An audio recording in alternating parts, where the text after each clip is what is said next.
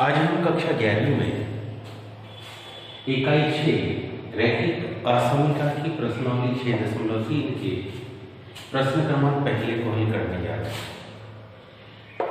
x बड़ा है बराबर 3, y बड़ा है बराबर 2 असमीकरण निकाय को आलेखी विधि से हल करो। इसके पहले अपन ने एक समीकरण को हल किया था, आज अपन इन दो समीकरणों के हल को प्राप्त करेंगे। तो सबसे पहले दी गई जानकारी के अनुसार हम ब्लैकबोर्ड के ऊपर एक एक्स अक्ष बनाएंगे, दूसरी वाई अक्ष बनाएंगे। स्केल की सहायता से ये हम पहले एक्स अक्ष का निर्माण कर रहे हैं। यह हमने एक्स अक्ष बनाया, इसी को काटते हुए दूसरी अक्ष जिसको कि हम वाई अक्ष कहेंगे, ये बनाते। जिस स्थान पर एक्स और वाई दोनों एक दूसरे को काटते हैं उसको हम मूल बिंदु ओ कहते हैं। यहां ध्यान से देखिए, हमारे पास लिखा है एक्स बड़ा है बराबर 3, एक्स बड़ा है बराबर 3 को दर्शाना है। यदि x बराबर 3 होता, यदि x बराबर 3 होता तो उससे जाने वाली रेखा कहां से होती? ध्यान से देखिए, 1 2 3,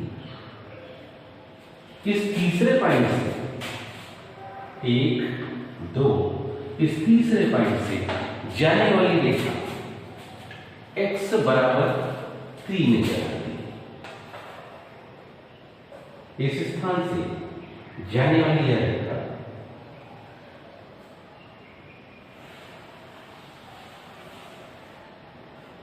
कहलाएगी x बराबर 3।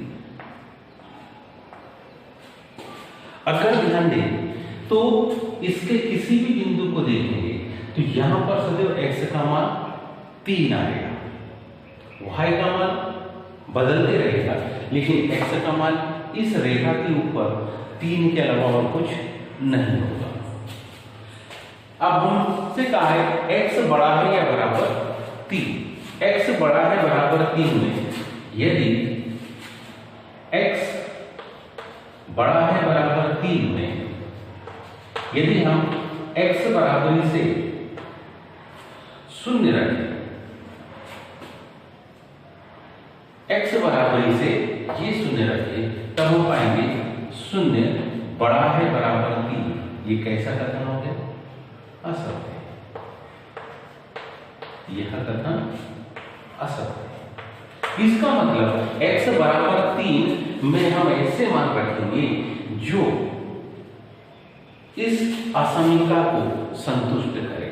तो हम 3 के आगे के पॉइंट यानी कि क्रमशः 4 ले या 5 ले या 6 ले। तो जब x बड़ा है बराबर 3 में हम x के बराबरी से 4 लेते हैं तो 4 बड़ा है बराबर 3।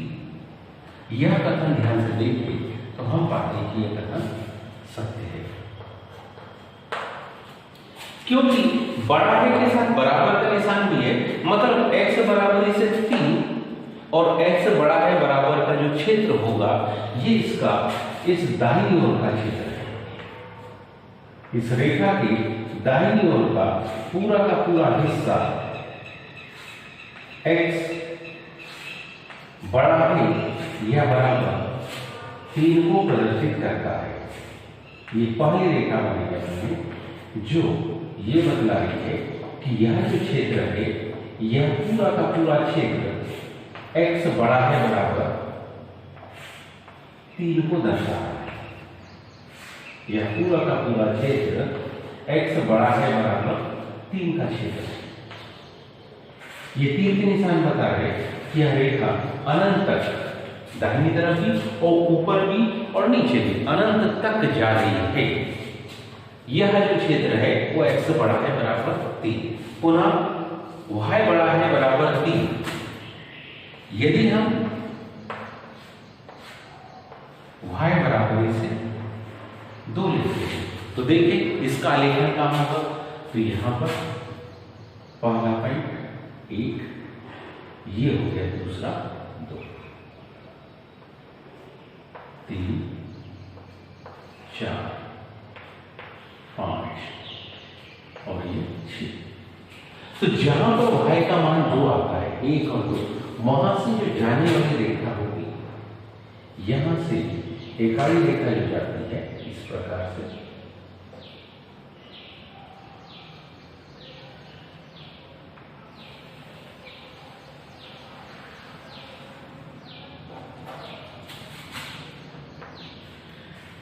यह जो रेखा है यह प्रदर्शित करती है y बराबर से 2। यह रेखा प्रदर्शित करती है y बराबर से 2।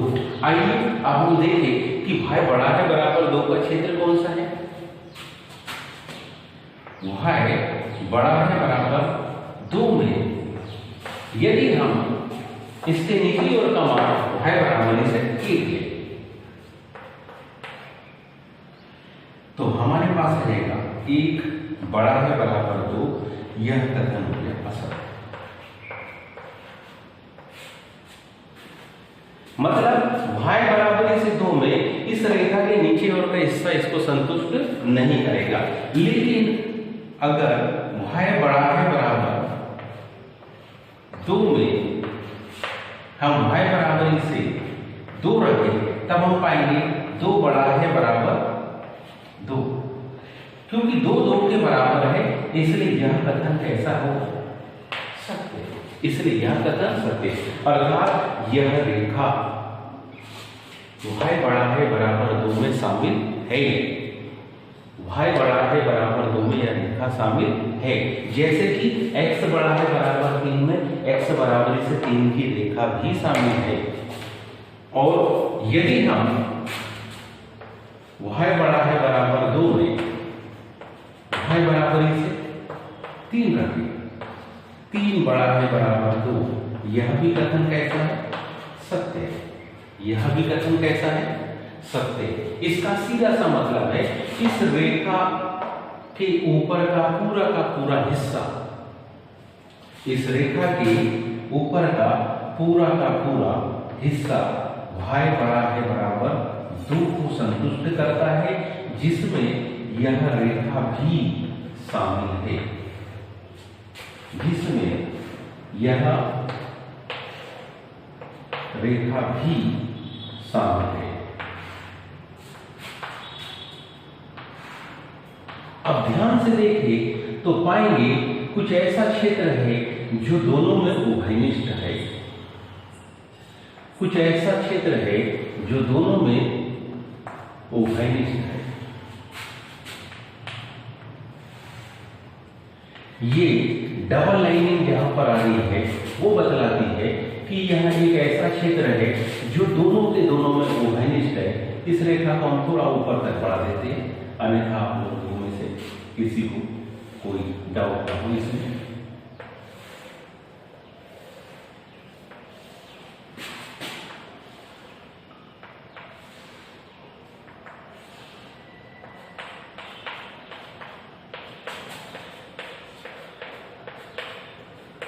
जो दोनों का उभयनिष्ठ क्षेत्र है, यदि हम इसको देखें,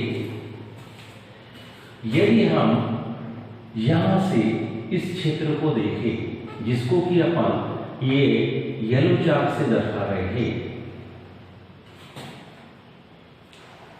ये वो क्षेत्र है जो कि x बड़ा है बराबर 3 तथा y बड़ा है बराबर 2, दोनों को संतुष्ट करता है। तो यह जो क्षेत्र है, इस क्षेत्र में जो आने वाली लाइनिंग है, ये इतना क्षेत्र हमारे पास उभयनिष्ठ क्षेत्र कहलाता है। और ये दोनों असमीकाओं का उभयनिष्ठ हल है। इस क्षेत्र में आने वाला मान हमारे पास उभयनिष्ठ हल कहलाता है।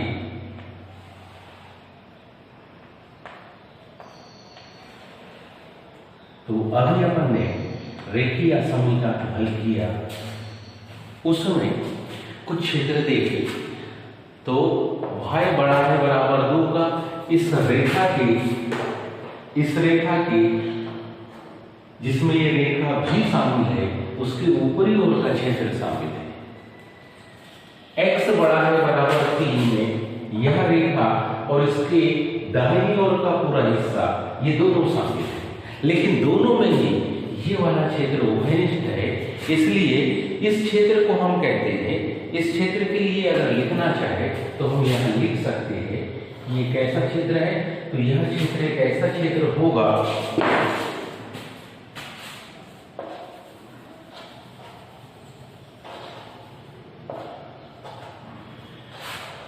यह क्षेत्र एक ऐसा क्षेत्र होगा जो कि किसको x बड़ा है बराबर 3 और y बड़ा है बराबर 2, दोनों क्षेत्रों को संतुष्ट करता है। ये येलो लाइन का क्षेत्र ये इसमें अनंत तक आगे है, ये इसमें अनंत तक ऊपर की ओर है और ये रेखाएं भी अनंत तक जाती है ऊपर की तरफ और ये रेखा भी दाहिनी तरफ अनंत तक जाती है। पहले चतुर्थांश का ये हिस्सा इन दोनों असमीकाओं को संतुष्ट करता है।